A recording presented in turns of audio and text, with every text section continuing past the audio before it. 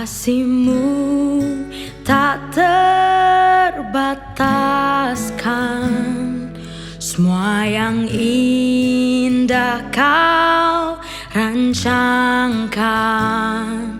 Pengorbanan-Mu mujizat terbesar.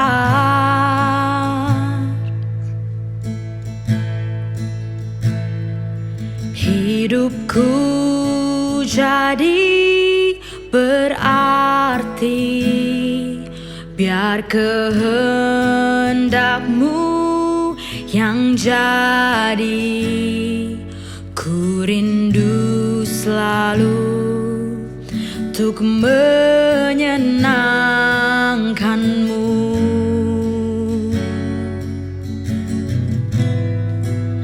Segenap hidupku persembahkan sebagai korban syukurku Tuhan. Ku beri yang terbaik hanya bagi-Mu, pujian harum yang menyenangkan-Mu. Selama hidupku menyembah-Mu, setia dalam rencana-Mu. Ku beri yang terbaik hanya bagi-Mu, yang kudus dan berkenan untuk-Mu, Tuhan.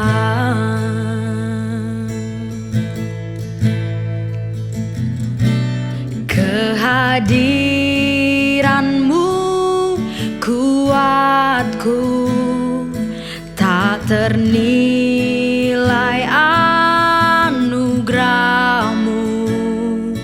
Kau ku agungkan di setiap nafasku.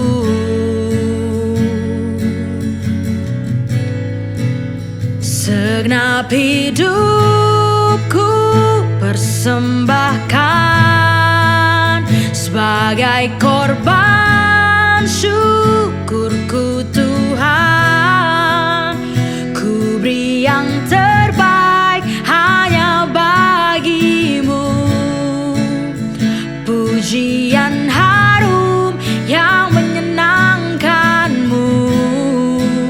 Selama hidupku menyembah-Mu, setia dalam rencana-Mu Tuhan.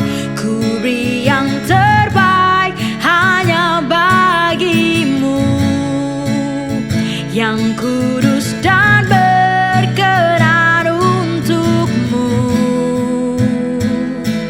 Tuhan. Oh, ku beri yang terbaik, segenap hatiku, segenap jiwaku, jadi persembahan bagi-Mu Tuhan, yang kudus dan berkenan. Ini hidupku bagi-Mu, segala yang terbaik ku serahkan padamu Tuhan. Oh, take all of me God, jadi persembahan yang kudus dan berkenan bagi-Mu. Selama hidupku menyembah-Mu, setia dalam rencana-Mu. Ku beri yang terbaik hanya bagi-Mu, yang kudus dan berkenan untuk-Mu. Selama hidupku menyembah-Mu, setia dalam rencanamu. Ku beri yang terbaik hanya bagimu, yang kudus dan berkenan untukmu, Tuhan. Oh, ku beri yang terbaik hanya bagimu, yang kudus dan berkenan untukmu, Tuhan.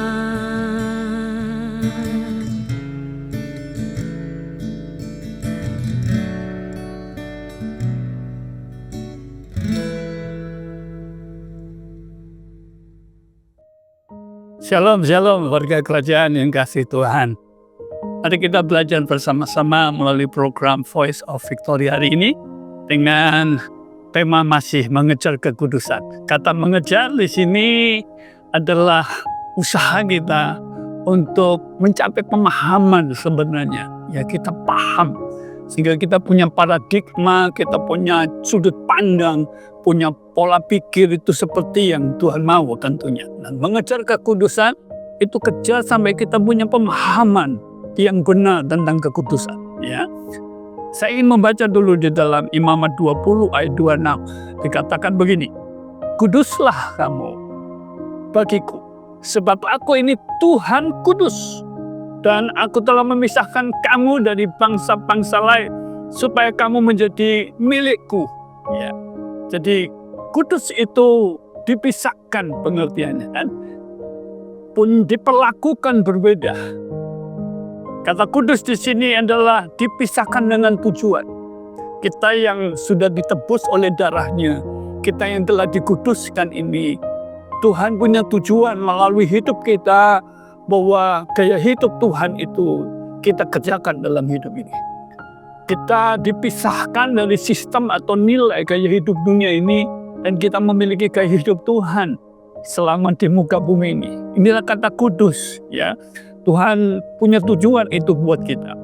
Dan tentunya kita mengalami memang pergumulan berat, karena kita tahu bagaimana sistem dari dunia ini berlawanan dengan sistem dari Tuhan sendiri, yaitu kebenarannya, nilai-nilai kerajaannya.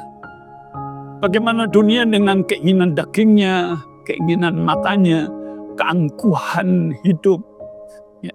Ini kan kayak arus besar yang membanjiri kita setiap saat melalui banyak hal, situasi, ya, di tempat kerja, di pelayanan, di sekolah, dimanapun area kita ada, kita dibanjiri dengan arus ini yang tentunya makin besar, ya.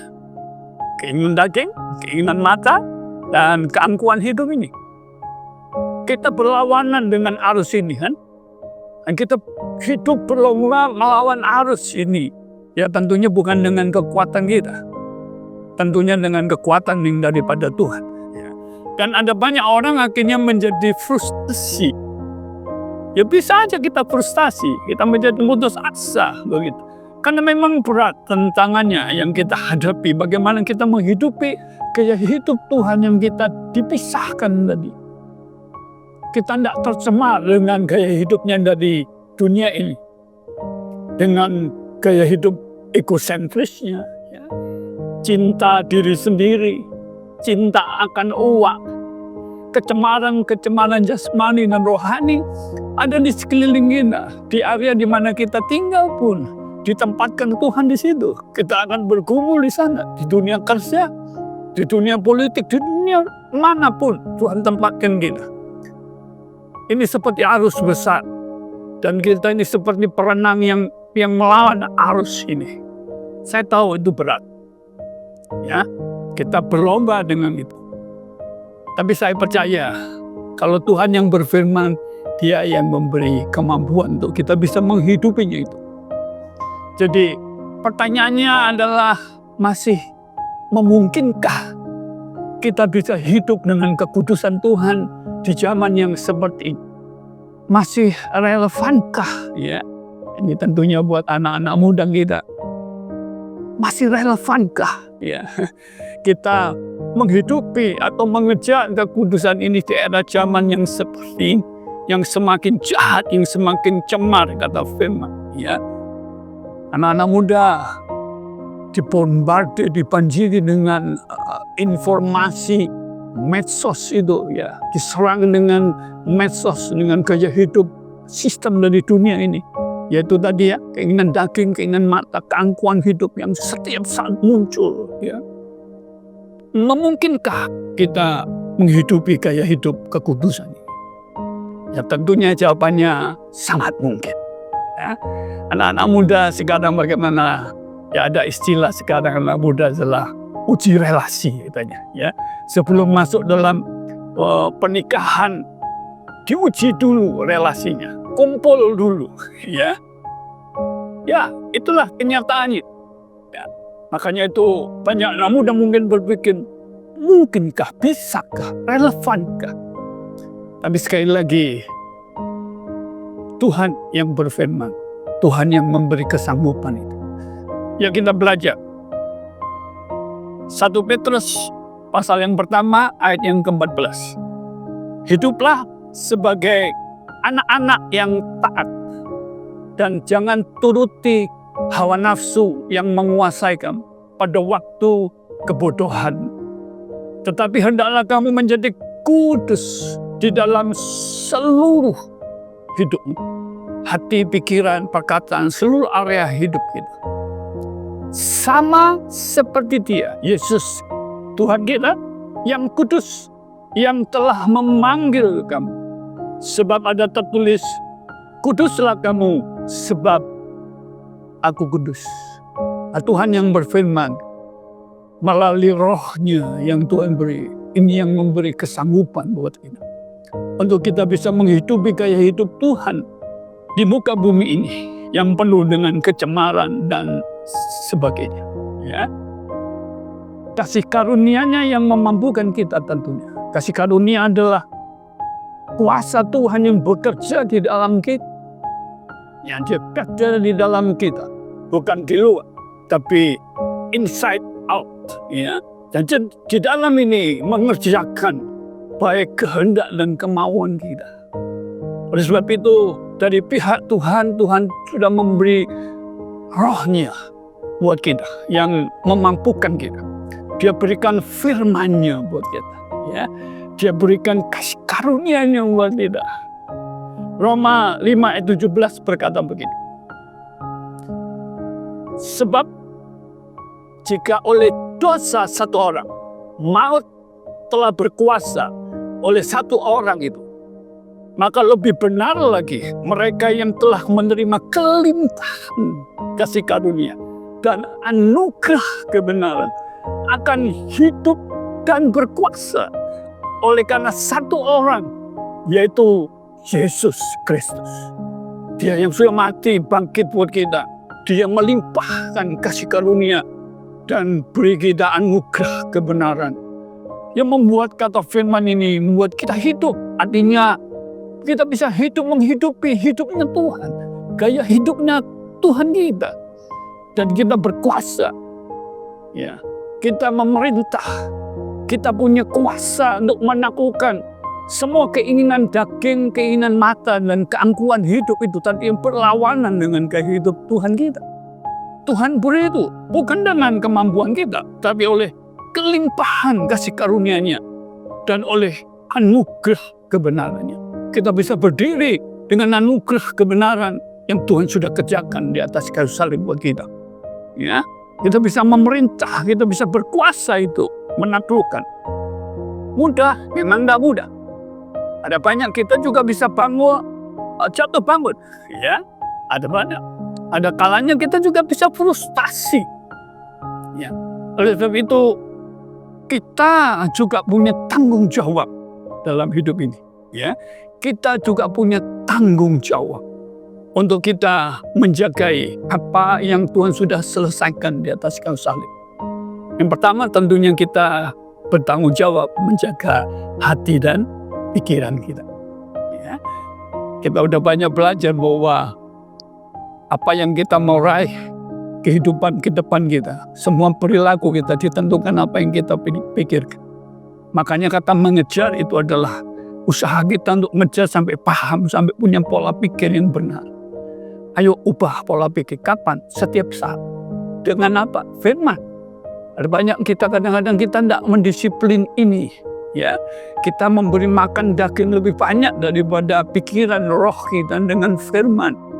Ya, tidak salah kalau kita jatuh bangun terus dalam haram nafsu, dalam dosa, ya, dalam kecemaran, ketidakkudusan dalam pikiran, sikap hati, perilaku, perkataan kita, kayaknya. Ya, jadi ini tanggung jawab kita. Ayo jagai hati, jagai pikiran kita dengan firman. 1 Petrus 2 ayat 9 dikatakan begini, ini identitas kita.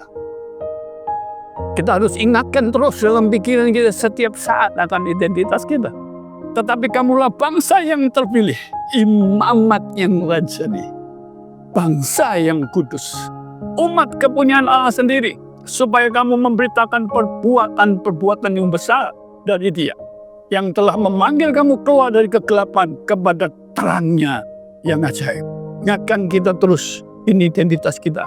Aku imamat yang rajani, bangsa yang kudus, yang telah dipanggil Tuhan, ya, keluar dari sistem kegelapan ini, masuk kepada sistemnya Tuhan. Belajar bersama-sama, termasuk saya sendiri terus, ya. Dengan apa? Ayo masukkan dalam pikiran kita terus kebenaran ini, firman terus, ingatkan identitas kita. Dan yang terakhir, 2 Korintus pasal yang ke-7 ayat yang pertama. Saya pikir ini yang sangat penting buat kita, supaya kita terus hidup dalam gaya hidup Tuhan, dalam kekudusan tadi, dalam pikiran, perkataan, sikap hati kita, seluruh area hidup kita. 2 Korintus pasal yang ke-7 ayat pertama, saudara-saudaraku yang kekasih, karena kita sekarang memiliki janji-janji itu, marilah kita menyucikan diri kita dari semua pencemaran jasmani dan rohani, dan dengan demikian menyempurnakan kekudusan kita dalam takut akan Allah. Ayo minta terus miliki Tuhan, takut akan Tuhan. Banyak orang mengasihi Tuhan tapi tidak takut akan Tuhan. Tapi ayo bersama-sama kita mengasihi Tuhan kita, dan kita memiliki rasa hormat, takut akan Tuhan. Tuhan menolong kita, Roh Kudus menolong kita, kasih karunia-Nya memampukan kita, firman-Nya menjaga langkah kita. Tuhan memberkati kita semuanya. Mari kita berdoa. Bapa, terima kasih buat roh-Mu yang Tuhan beri buat kami, buat firman-Mu. Kami mampu karena Tuhan yang Tuhan sudah beri buat di dalam kami. Mampukan kami untuk mendisiplin diri kami, ya Tuhan, dalam pikiran dengan firman-Mu. Kalau ada di antara kami pun yang sekarang hari-hari ini frustasi, jatuh bangun di dalam kelemahan demi kelemahan dosa yang sama, rasanya tidak mampu, Tuhan jamah umat-Mu. Dalam nama Yesus, Tuhan yang hadir untuk memberi kebebasan, kemerdekaan sejati itu. Dalam nama Yesus Kristus, Tuhan, Roh-Mu yang kudus yang tidak terbatas untuk menjamahnya. Demi nama Yesus Kristus, Tuhan.